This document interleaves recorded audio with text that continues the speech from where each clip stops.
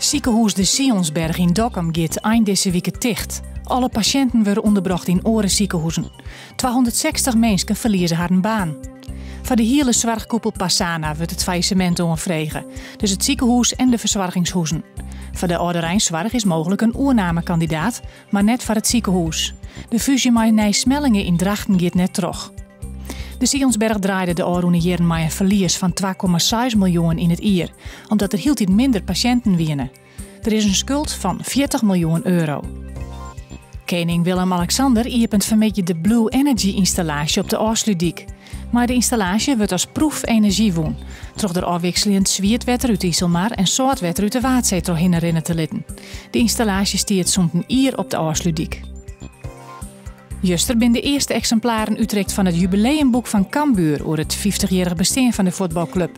Op een reunie van spelers en oudspelers waren door de schreeuwers de boeken oorlangen. Vannacht bewolkt en kans op rein, het wordt zo'n 4 graden. Morgen is het 6 graden, het is ik bewolkt en de keer rein vallen.